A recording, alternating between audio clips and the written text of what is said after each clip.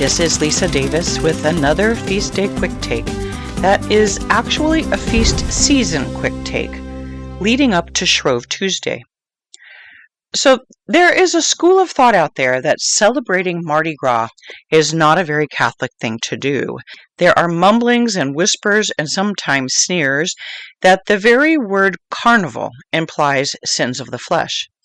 And don't get me wrong, this feeling of taintedness is understandable, seeing as this pre-Lenten festival has been an excuse for debauchery for quite some time. We all know that in New Orleans and Rio de Janeiro, for instance, the day before Ash Wednesday has become a free-for-all, an excuse to flout the commandments, making a mockery of the innocent old ways, from back in the day when these places were Catholic. But the roots of the Shrove Tuesday celebration, their very point, started out Catholic, regardless of the nomenclature and how it's come to be perceived. I'd like to talk a little bit about this, beginning with that funny word Shrovetide. The suffix tide tagged on the end of a word is fair warning that you're going to need to blow off some dust, as it's almost guaranteed to be an ancient word for an ancient thing, probably Catholic, going back to the Middle Ages at least. Coming from the Old English word tiden, this affix means, quote, an ecclesiastical anniversary or festival, as well as its accompanying season, end quote. In this case, we are talking about the pre-Lenten season beginning on Septuagesima Sunday, continuing through Sexagesima Sunday and Quinquagesima Sunday, also known as Shrove Sunday, and including Shrove Monday and Shrove Tuesday. So that's settled. What you might ask is a shrove. Are you picturing a critter like a groundhog popping out of a hole holding a sign to remind us that Lent is coming? It's okay to laugh about these things. This season of Shrovetide is the light-hearted preface to the serious season of Lent. A little silliness is allowed. We are in a time of preparation before a time of preparation. We don't have to buckle down quite yet. If I were homeschooling right now, I would challenge my children to draw a shrove before getting down to the etymology of the word and its definition. To wit, shrove is a medieval term, past tense for shrive, and to shrive is to forgive one's sins, something a priest needs to do for us before we embark on a good and holy Lenten season. Shrovetide then means confession time. Along with going to confession in order to enter the Lenten season with sparkling clean souls, we look ahead to the penitential season with an eye toward what we'll be offering up to prepare for the glorious feast of Easter. All the talk in Catholic circles right now is about what we'll be giving up. Who is going to take the plunge and give up coffee or sweets? Will we turn off the TV? Should we observe media silence for the 40 days? All this and more is up for prayerful consideration. And Shrove Tuesday, the day before Ash Wednesday, is the last day to make up our minds and indulge in our soon-to-be sacrificed pleasures, within reason. Following all the commandments, we can certainly enjoy ourselves, as St. John Bosco used to say, but without sinning. It's no secret that there are people, cities, actually whole countries, who have taken the Catholic understanding of feast before the fast and corrupted it, turning Shrove Tuesday in particular into nothing but an excuse to sin. The Mardi Gras festivals, which may have begun innocently enough, are now mostly wicked. If you care about saving your soul, you won't go anywhere near them. But the notion of Mardi Gras started out with a practical purpose for Catholics. Coming from the French, the words themselves literally mean Fat Tuesday. And though you might think fat, in this sense, is symbolic of overindulgence and poor decision-making, that's not actually the case, at least not originally. In the old days, beginning actually near the start of the 7th century, Pope St. Gregory the Great imposed a strict Lenten fast prohibiting for the 40 days not only meat, but all animal byproducts like milk, cheese, butter, eggs, and lard. Catholic housewives had a grand time cooking up, often frying up, treats full of eggs and butter like pancakes, punchkis, and beignets in order to use up all these pantry items, all the fats, before Ash Wednesday. Thus, Fat Tuesday. Now, the word carnival originally came from the Italian word carnelevare. You can hear the obvious Latin roots there, right? It translates as lifting or removing, the levare part, carne, which of course means flesh or meat. Put together, it means just what you'd expect, removing meat. This is generally considered the original source of the word. You'll sometimes hear that it comes from farewell or vale, to meat, carne. Either way, though, it means the same thing. The original point of the celebration before Ash Wednesday was to say goodbye to and finish off the foods and other luxuries and habits that the faithful would be offering up during Lent. By the 20th century, the term carnival had evolved to mean a kind of circus or fair, retaining a shadow of the outward form but losing for most the meaning of the celebration. Sadly, by the 1920s, when this meaning was entered into English dictionaries officially, we were not only seeing Catholic meanings starting to disappear from lexicons, but from life in general. Nowadays, we seldom if ever hear the word Shrovetide, and the notion of carnival in connection with this time before Lent has been corrupted by the world to have an unsavory meaning. But it doesn't have to have an unsavory meaning for us. It's still in our hands in this fallen world to make our own worlds Catholic again, to create what is being called these days a counterculture in our own lives. Many families and parishes already do this, following along on the calendar, adding to the treasury of liturgical observances and masses. Many churches and families host special celebrations throughout the year. During the 12 days of Christmas, for instance, or to celebrate the patronal feast days of churches and families, on our own name days, and on feast days of saints special to us for any number of reasons, like St. Lucy, St. Patrick, St. Casimir, and St. Valentine. But how many are aware of the whole and entire celebration of Carnival that at one time extended from January 6th all the way to Ash Wednesday? An entire season of good, wholesome fun, long enjoyed by our ancestors in Catholic Europe. Have you ever wondered what folks did before television and internet? Well, besides reading books, writing letters, and making things with their hands, they planned get-togethers. And this season between Christmastide and Lent, and the downtime of winter, was one of the times of year our ancestors particularly enjoyed for this reason. I'd like to read from one of Maria von Trapp's books. Yes, the Maria von Trapp from The Sound of Music. The book is called Around the Year with the Trapp Family. We have the 1955 edition, but it was reprinted in 2018 by Sophia Institute.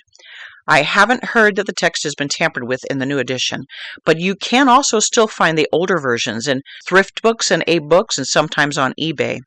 I think I've mentioned before that our family gleaned many of its annual traditions, especially those surrounding Holy Week, from the Von Trapp family. And Maria was a wonderful writer, full of wisdom and a heart for our faith that is as relevant and applicable today as it was in the 1950s. So, from Maria von Trapp's Around the Year with the Trapp Family, from the chapter entitled A Time to Dance, Carnival. Saint Catherine closes the door of the dance hall until the 3 holy kings throw it wide open again, is a saying in the Catholic countries. This means that with the feast of St. Catherine, November 25th, the Church enters the closed time. In these weeks, good Christians are not allowed to attend public dances and are not supposed to have a big festive wedding celebration.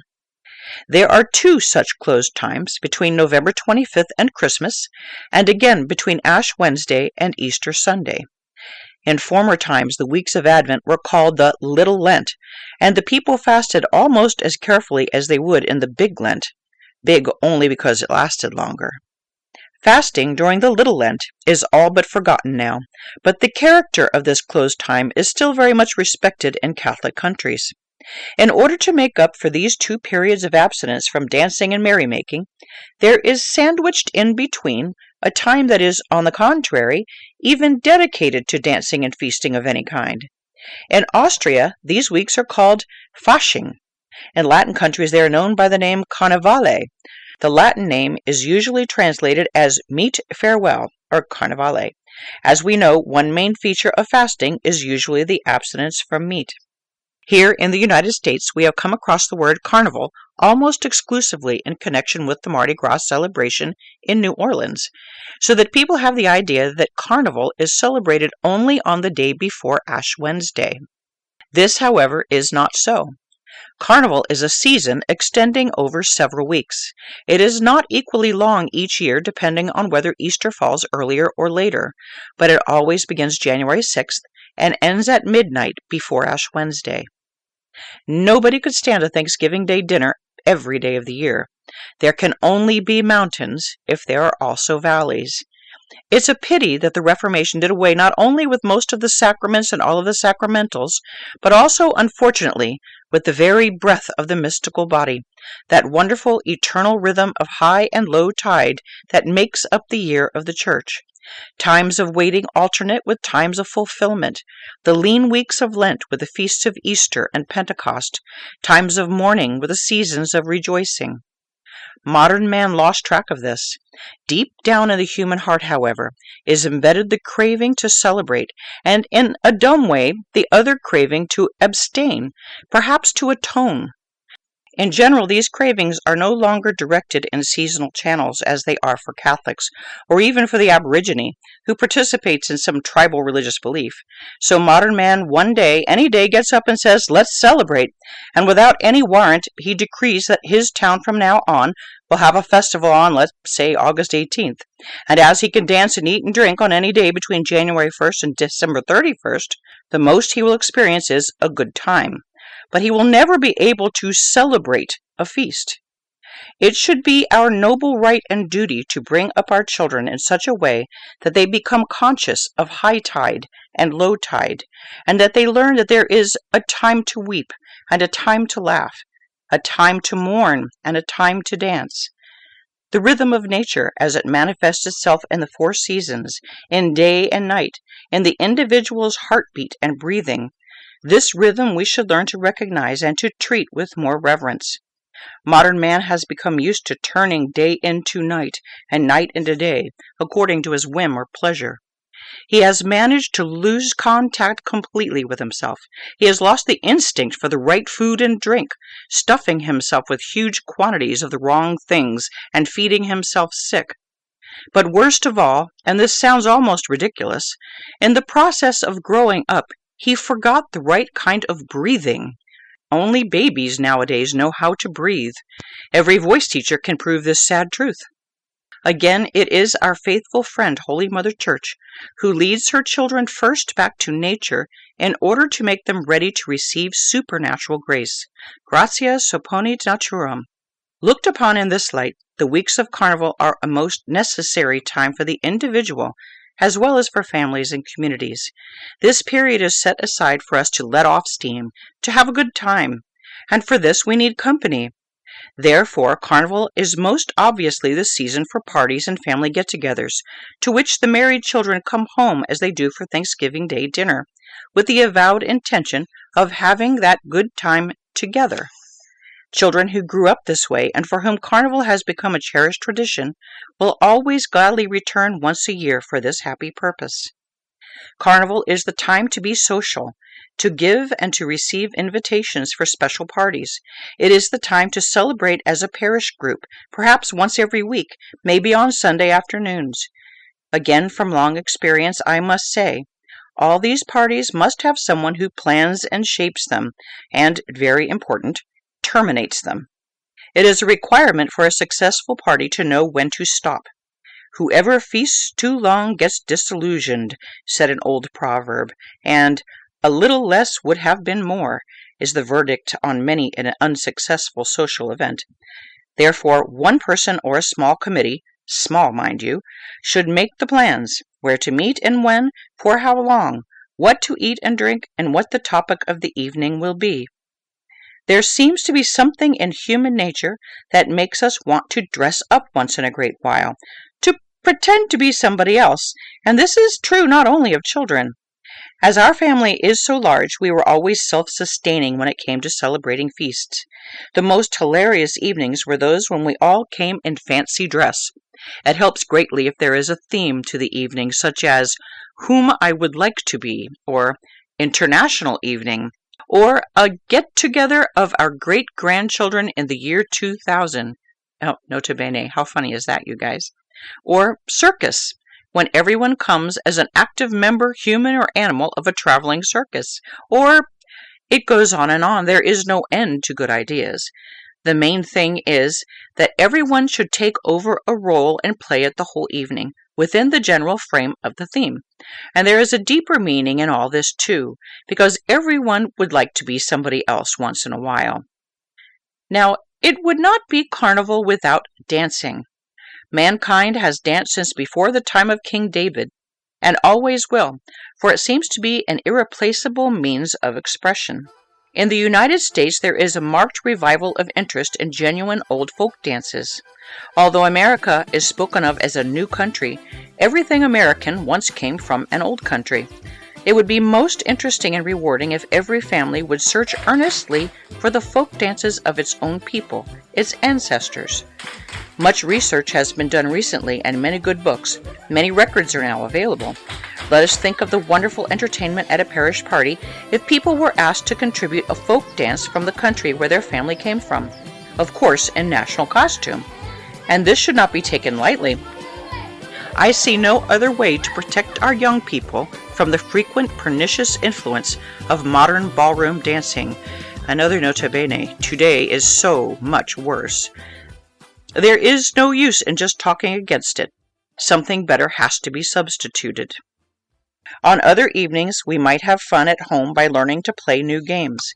Do we realize that there are hundreds, literally hundreds, of most entertaining games? We just don't know them.